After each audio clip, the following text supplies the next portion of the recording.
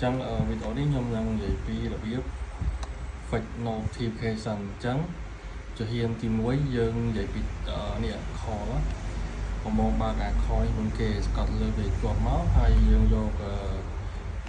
sinh nhà tiến trong hiện thì bốn cái dương ba auto stand đi máu trong đó dương cho thành battery hay dương ba no restriction pi nặng hay sinh nhật notification cho mở đài trong bờ sân chỉ bị mất dương bạc bị máu và phần nắngคือ ok បងបងចឹងចំណុចទី2គឺ Telegram សំខាន់ជាងគេចឹងយើងស្កប់លើវាមកហើយយើងយកសញ្ញាទៀនយើងបើក auto stand ដូចគ្នាហើយយើងបើក battery ដូចគ្នាយកទី1បងបង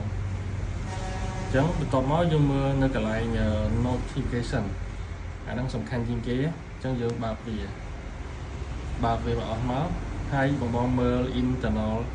notification អានៅក្រោមគេនេះអាហ្នឹងក៏វាបិទដែរចឹងកន្លែងហ្នឹងសំខាន់ដូចគ្នាចឹងយើងបើកកន្លែងនេះមកហើយកន្លែងយើងដាក់សំឡេងចឹងយើងដាក់ចង់ដាក់សល់មួយណាក៏បានដែរឬបងបងស្រឡាញ់តែចឹងខ្ញុំដាក់មួយនេះខ្ញុំ apply ហើយយើងចង់ឲ្យដាក់វាចង់ឲ្យវាញ័រអត់បើចង់ឲ្យញ័រយើងបើកកន្លែងនេះមកហើយយើងឆែកមើលកន្លែងនេះថាវាបើកឬក៏អត់ចឹងកន្លែងនេះគឺវាបើកចឹងតែប៉ុណ្្នឹងអូខេយើងចេញមកក្រៅមកហើយយើងមើលកន្លែងផ្សេងយើងមើលដូចជា permission ម្ដង permission ចឹងកន្លែងនេះគឺយើងពេលចូល Telegram ទៅគឺវាឲ្យយើងបើកទាំងអស់ហើយបង